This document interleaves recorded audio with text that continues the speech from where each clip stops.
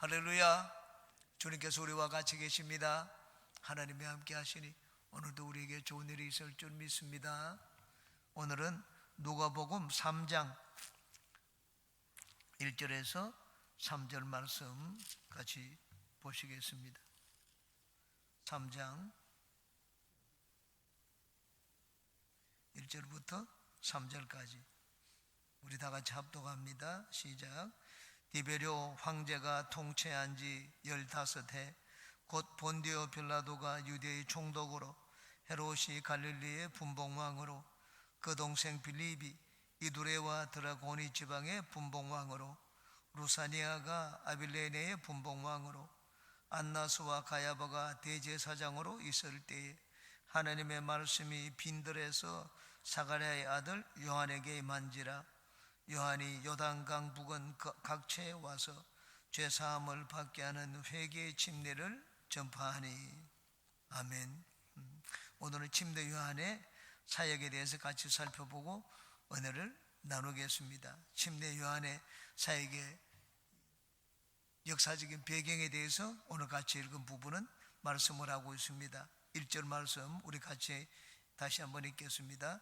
디베로 황제가 통치한 지 15해 곧 본디오 빌라도가 유대의 총독으로 헤롯이 갈릴리의 분봉왕으로 그 동생 빌립이 이두레와 드라고니 지방의 분봉왕으로 루사니아가 아빌레네의 분봉왕으로. 디베로 황제가 통치한 지 15해라고 했습니다. 이 디베로 황제는 로마의 두 번째 황제입니다. 첫 번째 황제가 옥타비아누스 아구스투스라는 칭호를 받았습니다. 가이사 아구스투스고 그 두 번째 황제가 디베료, 여기 디베리우스, 우리 성경에는 디베료라고 나옵니다. 주후 14년에서 37년까지 황제로 있었습니다. 이 디베료 황제가 있을 때 예수님은 십자가에 못 박혀 돌아가셨습니다. 디베료 황제가 14년부터 37년까지 통치했기 때문에 14년째부터 15째 되던 해는 주후 28년입니다.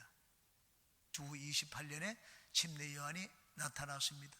바로 그때 예수님이 나타나셨습니다. 그러므로 예수님이 사역을 시작한 것은 주후 28년경입니다. 예수님이 태어나신 것은 언젠가 헤롯 대왕이 죽은 해가 주전 4년입니다.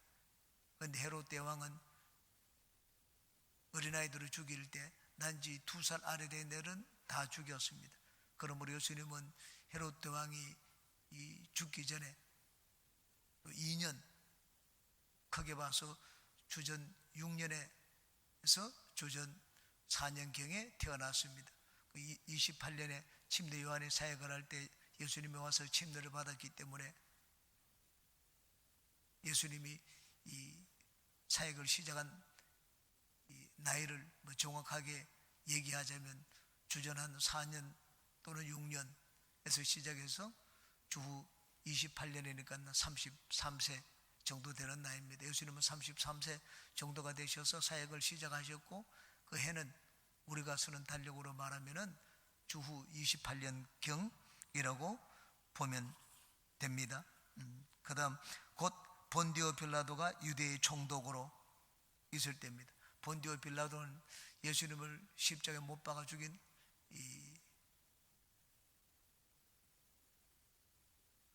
예루살렘의 총독입니다. 그 재위 기간은 주후 26년경부터 36년까지 10년간 유대에서 총독으로 있었습니다. 주후 26년부터 예수님이 돌아가시기 전에 한 5년 정도 전에 본디오 빌라도가 유대 총독으로 자기 임기를 시작하게 되었습니다. 그 다음 헤롯이 갈릴리의 분봉왕으로 그 동생 빌립이 이두레와 드라고니 지방의 분봉왕으로 루사니아가 아빌레네 분봉왕으로 라고 했습니다. 여기 헤롯이 나오는데 이 헤롯은 헤롯 대왕이 아닙니다. 헤롯의 아들은 헤롯 1세고 또 그 헤롯의 손자는 헤롯 2세입니다. 성경에 보면은 복음서에는 이 헤롯 대왕이 나와서 일찍 죽고 그 다음에 이제 헤롯의 아들들이 나옵니다. 헤롯의 아들들이 나오는데 복음서에서 제일 많이 나오는 게 헤롯 안디바입니다. 헤롯 대왕에게는 이 아내가 10명이 있었습니다. 10명 가운데 이 성경에 나오는 이 인물과 관련된 아내는 넷입니다. 두 번째 아내, 세 번째 아내, 네 번째 아내, 다섯 번째 아내입니다. 둘째, 셋째, 넷째, 다섯 번째 아내에게서 우리 성경에 나오는 인물들이 나왔습니다. 두 번째 아내는 미리암네 1세입니다. 미리암네 1세가 아리스토볼로스를 낳았습니다. 아리스토볼로스는 성경에 나오지 않습니다. 그렇지만 아리스토볼로스가 아들과 딸을 낳았습니다. 아들을 낳았는데 그 아들이 헤롯 아그리파 1세입니다. 사도행전 12장에 보면은 안드레를 목베어 죽인 자가 바로 헤롯 아그리파 1세입니다. 이 둘째 부인에게서 난 아리스토볼로스에게서 난 헤롯 아그리파 1세 그리고 헤로디아입니다. 헤로디아는 그러므로 헤롯 대왕에게 보면은 손녀 딸입니다. 헤롯 아그리파 1세의 아들이 헤롯 아그리파 2세입니다. 헤롯 아그리파 2세는 바울 사도가 예루살렘에 체포되었을 때 거기서 신문을 한 왕입니다. 헤롯 아그리파 왕 앞에서 그 헤롯 아그리파 2세입니다. 그 왕 앞에서 바울 사도가 신문을 받기도 했습니다. 이 헤롯 대왕의 세 번째 부인이 미리암네 2세입니다. 이 세 번째 부인에게서 난 아들이 빌립 1세입니다. 성경에는 그냥 빌립이라고만 나옵니다. 빌립 1세는 여기 나오는 분봉왕 빌립이 아닙니다. 여기 나오는 분봉왕 빌립은 헤롯 2세입니다. 첫 번째 헤롯 1세, 자기 아내를 빼앗긴 왕이 바로 헤롯 1세입니다. 헤롯 1세는 자기의 그 이복형인 아리스토블로스가 낳은 헤로디아와 결혼을 했습니다. 헤로디아는 여기 결혼했다가 저리로 가고 한 그런 사생활이 좀 복잡한 여인입니다. 헤롯 대왕의 네 번째 부인이 말다케입니다. 이 말다케에서 난 아들이 성경에 나오는 이제 두 인물입니다. 헤롯 아켈라오, 헤롯 안디바입니다. 헤롯 아켈라오는 이 유다 지방의 분봉왕으로 명을 받았지만은 너무나 악했습니다. 폭정을 했습니다. 그러자 유대인들이 로마 황제에게 전부 상소를 했습니다. 상소를 해서 일찍 그 자리에서 물러나게 되었습니다. 그리고는 그 지방을 다스리는 사람을 다시 임명을 했습니다. 그게 유다의 총독인 본디오 빌라도입니다. 예수님이 애굽에 있다가 돌아오실 때 유다 지방으로 와서 사시려고 했지만 유다 지방에 헤롯 아킬로아가 워낙 폭정을 하기 때문에 유다 지방에 있지를 못하고 갈릴리 지방으로 내려가셨습니다. 이 갈릴리 지방을 다스리는 분봉왕이 헤롯 안디바입니다. 성경에 제일 많이 나오는 헤롯입니다. 헤롯 안디바. 예수님이 저 여우라고 말한 그 헤롯이 바로 헤롯 안디바입니다. 헤롯 안디바는 주전 4년부터 주후 39년까지 갈릴리와 베레아의 분봉왕으로 있었습니다. 자기는 첫 번째 아내와 결혼했다가 이혼하고 두 번째 이제 자기 이복 동생인 빌립 1세입니다. 아까 말씀드린 둘째 부인에게서 난 아들 그 빌립 1세의 아내를 취했습니다. 자기 제수가 됩니다. 그리고 또 다르게 보면 자기의 조카입니다. 헤로디아가 아내가 되었지만 자기 조카와 결혼을 했습니다. 그 다음 헤롯의 다섯 번째 아내가 클레오파트라입니다. 클레오파트라에게서 난 아들이 빌립입니다. 그 빌립 2세입니다. 여기 나오는 바로 그 빌립입니다. 분봉왕입니다. 이두메와 드라고니 지방의 분봉왕으로 있었다고 했습니다. 헤롯은 자기가 죽고 난 다음에 자기가 다스리는 이 영토를 전부 자기 아들에게 둘째 부인, 셋째 부인, 넷째 부인에게서 난 아들들에게 다 나누어 주었습니다. 이 다섯째 부인 클레오파트라에서 낳은 빌립, 이 빌립 2세가 평판이 가장 좋았습니다. 여기 주전 4년부터 주후 34년까지 이 빌립은 이두메와 드라고니 지방의 분봉왕으로 있었습니다. 이 빌립이 아까 말씀드린 헤로디아의 딸과 결혼을 했습니다. 헤로디아가 조카이기 때문에 손녀와 결혼한 셈이 됩니다. 성경에 보면 가이사랴 빌립보가 나옵니다. 가이사랴 빌립보는 가이사 황제의 이름을 따고 빌립의 이름을 땄습니다. 이 빌립 분봉왕의 이름을 땄습니다. 가이사랴 빌립보를 건설한 자가 바로 이 빌립 분봉왕 빌립입니다. 분봉왕이라는 말은 네 조각으로 나누어져서 그 4분의 1을 다스리게 한 왕을 말합니다. 그 영토를 헤롯 대왕이 죽고 난 다음에 로마 황제가 그 영토를 유다와 갈릴리 지방의 영토를 넷으로 나누었습니다. 넷으로 나누어 가지고 이 유다 지방의 총독으로 에게 하나를 맡기고, 그리고 북쪽 유다 지방을 또 하나를 맡겼습니다. 그리고 남쪽에 갈릴리 지방을 하나를 맡기고, 그리고 갈릴리 위에 다메섹 있는 곳입니다. 아람 나라의 수도 다메섹, 그 다메섹 지방, 그것이 바로 여기 나오는 루사니아 이 아빌레네입니다. 아빌레네의 분봉왕으로 루사니아를 맹했습니다. 침례 요한이 사역을 한 시기가 어떤 시대인지 아주 역사적으로 분명하게 있었던 인물이라는 것을 보이기 위해 가지고 이 역사적인 배경을 설명을 했습니다. 구약의 선지자가 활동을 할 때 그 선지자가 어느 시대에 활동을 했는지 분명하게 역사적인 인물이었다는 것을 보이기 위해서 항상 어느 왕 몇째 해에 누구에게서 난 선지자가 어느 지역에서 하나님 말씀이 임하였더라, 이렇게 표현을 하고 있습니다. 침례 요한도 마찬가지입니다. 침례 요한을 이렇게 표시한 것은 침례 요한이 하나님의 선지자였다는 말입니다. 어느 시대, 어느 때, 어느 지역에서 누구에게 하나님의 말씀이 임하였더라. 구약의 선지자가 하나님의 말씀을 받아 사역을 할 때 그 표현을 하는 상투적인 표현입니다. 이 침례 요한이 하나님의 선지자임을 보여주는 그런 표현입니다. 2절, 안나스와 가야바가 대제사장으로 있을 때 하나님의 말씀이 빈들에서 사가랴의 아들 요한에게 임한지라. 안나스가 가야바가 대제사장으로 있을 때라고 했습니다.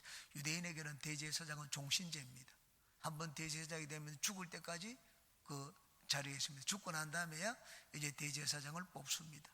이걸 본받아 가지고 나중에 우리 기독교가 생겼을 때 가톨릭은 교황 제도를 만들었습니다. 교황 제도를 만들어 가지고 교황을 뽑을 때 그 교황은 종신제입니다. 그 교황의 종신제라는 것이 어디서 나온 것인가? 그게 바로 유대교의 전통입니다. 유대인들이 대제사장을 뽑으면 그 대제사장은 종신제였습니다. 그런데 여기 보니까 안나스와 가야바가 같이 대제사장으로 있을 때라고 했습니다. 로마가 유다를 통치할 때 유대인들이 대제사장의 막강한 권력을 가지고 있다는 것을 알았습니다. 정치, 종교, 사법, 입법 모든 것에 관여하는 것이 대제사장입니다.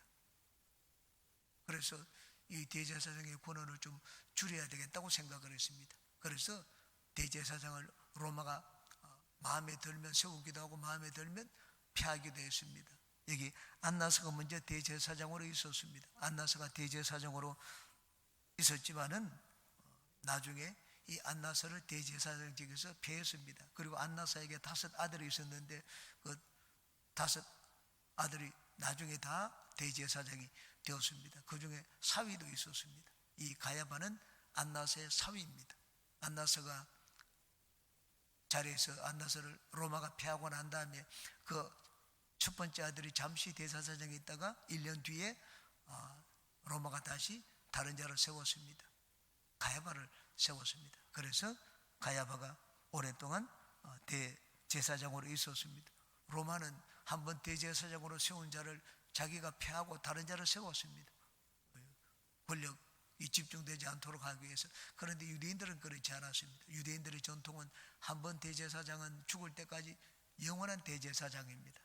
그래서 로마는 안나사르 대제사장직에서 폐했지만은 사람들은 그렇지 않았습니다. 유대 백성들은 그 자기들이 세운 이 안나사를 대제사장으로 여겼습니다. 그래서 여기 대제사장이 둘이 나옵니다. 원래는 하나지만은 대제사장이 둘이 나옵니다. 사도행전 4장 6절에도 이렇게 나옵니다.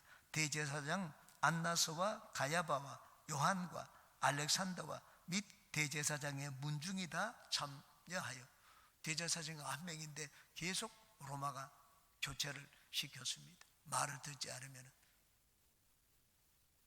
이렇게 해서 로마에 복종을 하도록 그렇게 만들었습니다.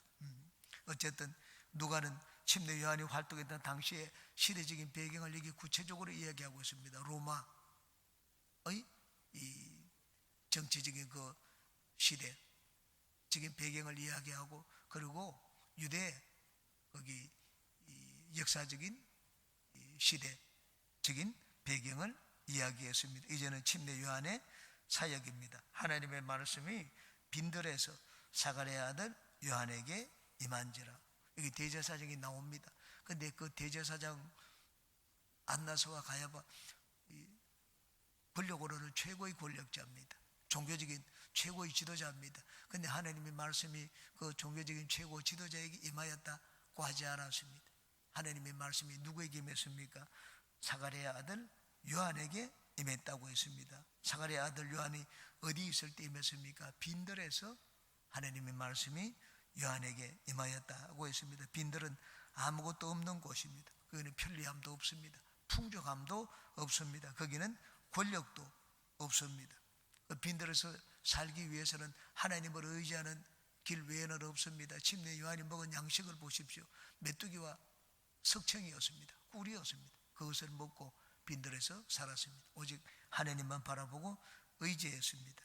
하나님의 말씀이 그에게 임하였다고 했습니다. 우리가 하나님의 말씀을 듣고 하나님의 은혜를 받기 위해서는 때로는 불편한 곳에 있는 것도 필요합니다.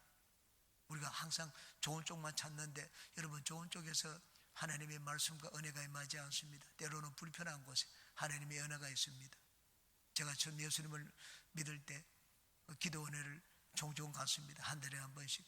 기도원회를 가면은 교사로 봉사할 때 교사들이 한 달에 한 번씩 정기적으로 기도원회 가니까 주일날 저녁 일찍 맞춰서 3시, 4시쯤 되어서 가서 기도원에 가서 저녁을 먹습니다. 저녁을 먹고는 부흥회를 하고, 그리고는 10시쯤 되어서 내려오곤 했습니다. 거기서 저녁을 먹을 때 기도원 음식이 맛이 없습니다.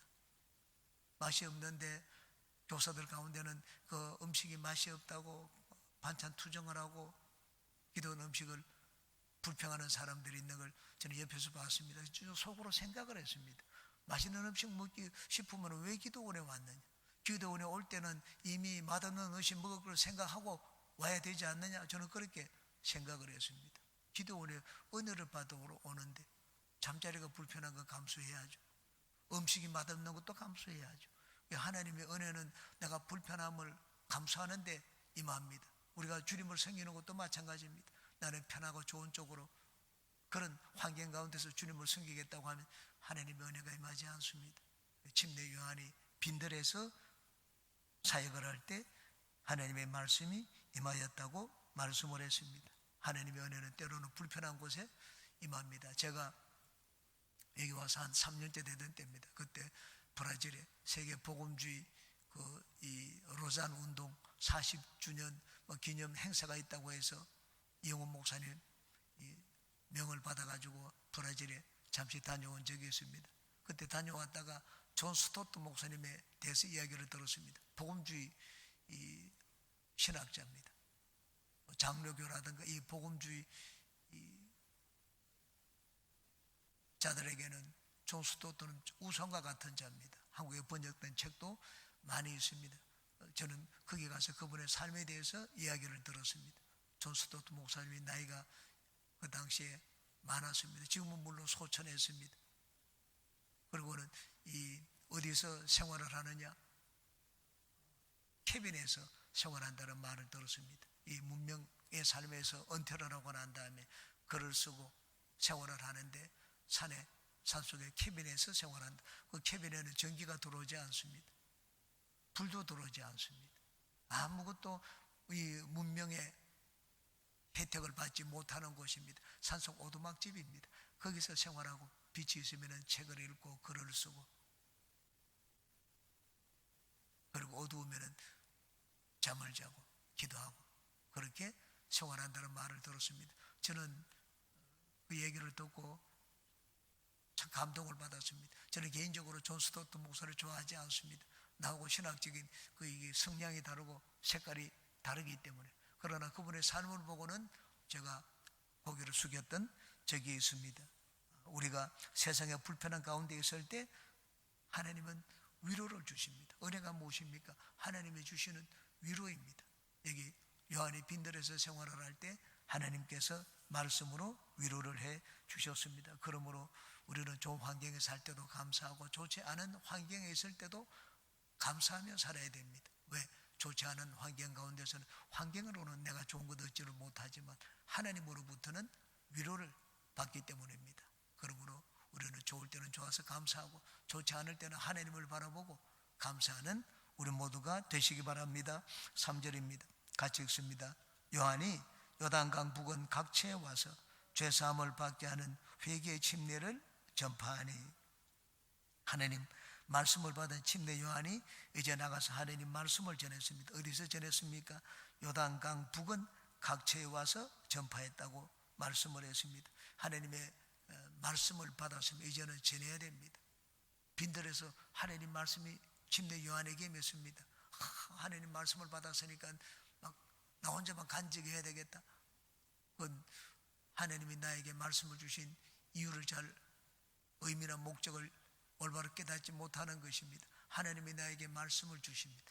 나에게 말씀을 주신 이유는 그것을 전하라고 주시는 것입니다. 이 말씀뿐만 아닙니다. 하나님 우리에게 각종 은혜를 베푸십니다. 왜 은혜를 베푸십니까? 내가 그 은혜 속에서 살며 은혜 속에서 취하여 살라고 은혜를 베푸시는 것이 아닙니다. 그 은혜를 전하고 나누라고 우리에게 그런 은혜를 베푸십니다. 요한이 빈들에서 혼자 있을 때 하나님 말씀을 받았습니다. 그러자 내가 여기 빈들에서 혼자 있으면 안 되겠다. 나가서 이 말씀을 전해야 되겠다. 하나님이 주신 말씀을 이제는 전파하기 시작을 했습니다. 요단강 각처에 와서 전했다고 했습니다. 요단강 하면 생각나는 것이 엘리야입니다. 엘리야가 성천한 곳입니다. 예수님의 제자들이 예수님께 물었습니다. 침례 요한에 대해서 너희들은 어떻게 생각하느냐? 뭐 그리스도다, 그리스도가 아니다, 뭐 이런저런 얘기를 한다고 했습니다. 그리고 예수님이 말씀을 하시기를 그리스도 전에 엘리야가 먼저 와서 그의 길을 준비하리라 하는 성경 말씀을 알지 못하느냐고 했습니다. 엘리야의 사역을 한 자가 침례 요한입니다. 엘리야가 마지막 사역을 하고 성천한 곳이 요단강입니다. 침례 요한이 요단강에서 사역을 했습니다. 하늘로 올라갔던 그 엘리야가 다시 내려와서 사역을 한 것 같은 그런 의미를 보여주고 있습니다. 이제 침례 요한의 사역 뒷부분입니다. 죄사함을 받게 하는 회개의 침례를 전파하니 라고 했습니다. 죄사함을 받게 하는 회개의 침례를 전파했다고 했습니다. 여러분, 침례는 전파하는 것이 아닙니다. 침례는 물속에 이렇게 시행하는 것입니다. 침례를 집행했다고 말합니다. 침례를 실시했다, 집행했다, 행동으로 뭘 하는 것입니다. 그런데 여기는 침례를 전파했다고 했습니다. 침례할 때 중요한 것은 메시지입니다. 침례를 전파했다고, 전파하는 것은 우리 입술로 전하는 것이지 않습니까? 침례를 전파했다고 했습니다. 침례 요한이 침례를 할 때 중요한 것은 물속에 잠그는 그 의식이 아닙니다. 의식보다 더 중요한 것은 메시지입니다. 침례 요한은 침례를 행하면서 말씀을 전했습니다. 이들은 전부 침례 요한에게 침례를 받으러 나왔습니다. 그 침례 그 자체보다 침례 요한이 전하는 메시지를 듣기 위해서 침례 요한에게 나왔습니다. 침례 요한의 사역의 중요한 것은 단순히 침례를 베풀었다, 침례를 몇 명에게 베풀었다. 나라의 3분의 1이 침례 요한에게 나왔습니다. 나라의 3분의 1에게 침례를 베풀었다. 그것이 중요한 것이 아니라 침례 요한의 메시지입니다. 회개의 침례를 전파했다고 했습니다. 두 번째, 침례를 받은 자들은 유대인이었습니다. 유대인들이 침례를 받았는데 침례의 의미가 무엇인가? 구약에 유대인들이 침례를 베풀라는 그런 하나님의 말씀이 있습니까? 구약에는 침례가 나오지를 않습니다. 신약에는 침례가 나옵니다. 유대인들은 자기들이 조상들에게 받은 것 외에 다른 것을 전하지를 않습니다. 그럼 침례는 언제 생겼습니까? 신구약의 중간기에 생겼습니다. 450년경에 유다는 이제는 나라가 망했습니다.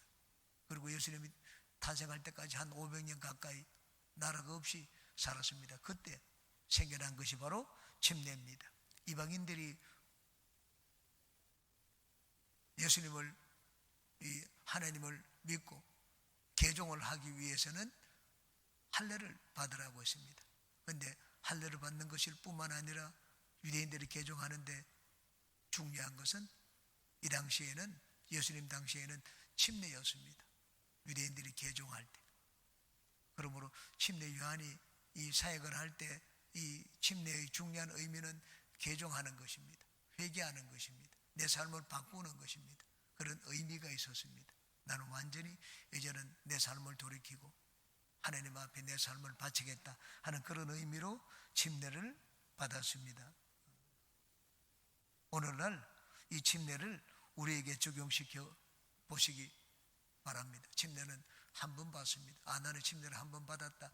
기독교인의 의식을 행하였다. 그것으로 나는 기독교인이 되는데 모든 것을 다 행했다고 생각을 하면 안 됩니다. 침례의 중요한 의미가 회개입니다.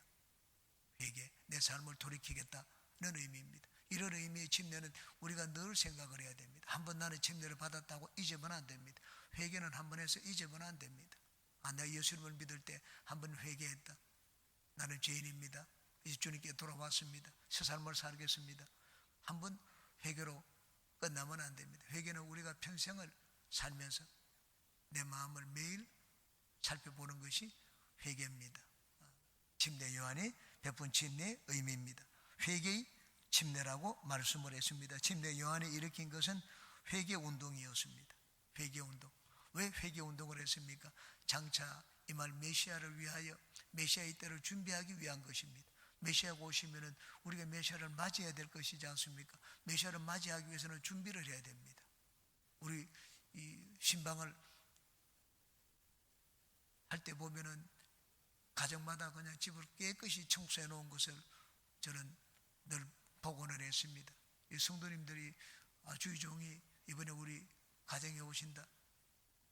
우리 가정에 오시는데 우리가 준비를 해야지. 그렇게 해서 집안을 깨끗이 준비하는 것을 봤습니다. 메시아가 오실 때는 어떤가? 메시아가 오실 때는 내 마음의 방을 준비를 해야 됩니다. 마음의 방을 준비하도록 하기 위하여 침례 요한이 여기 먼저 와서 사역을 했습니다. 뒤에 4절은 다음 시간에 보겠지만은 선지자 이사야의 책에 쓴 바 광야에서 외치는 자의 소리가 있어 이르되 너희는 주의 길을 준비하라.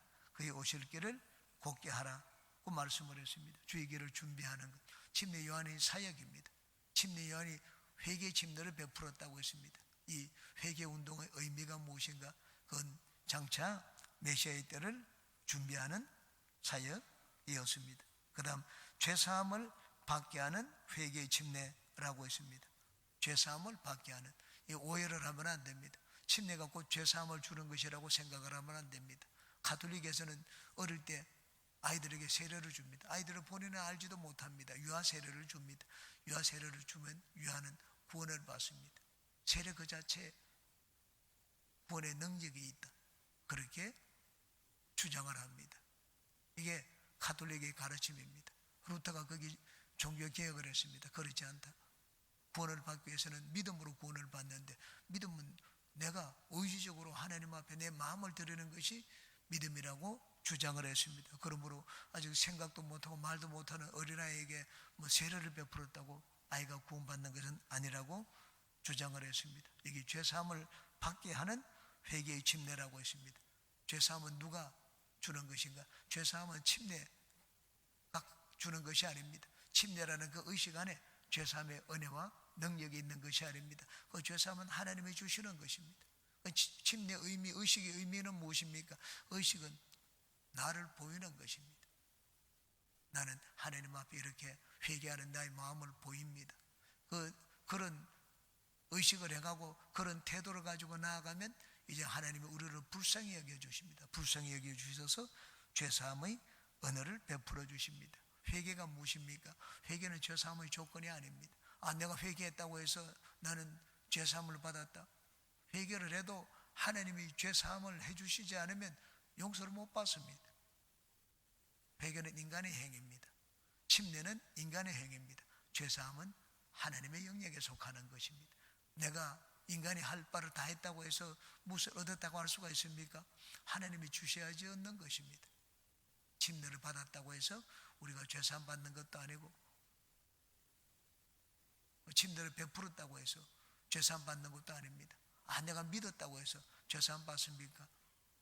나는 하나님이 하라고 했기 때문에 인간의 할 바를 다 한 것을 보일 뿐입니다. 내가 예수님을 믿으면 구원받는다, 믿으면 자동적으로 척척 구원받습니까? 결코 그렇지 않습니다. 내가 믿어도 하나님이 구원을 안 주시면 우리는 구원을 못 받습니다. 믿는 것은 내가 하는 일이고 구원은 하나님이 하시는 일입니다. 죄사함은 하나님이 하시는 일입니다. 그러므로 회개의 의미가 무엇인가? 회개는 나의 진짜 최선의 것을 하나님 앞에 보이는 행위입니다. 그러면 하나님은 우리에게 죄사함의 은혜를 베풀어 주십니다. 오늘 우리는 주님 앞에 나왔습니다. 나오기만 하면 은혜가 막 탁탁 내립니까? 우리가 주님 앞에 나온 것은 하나님을, 은혜를 사모하는 마음을 하나님께 보이는 이 행동입니다. 하나님, 나는 은혜를 사모하여 주님께 나왔습니다.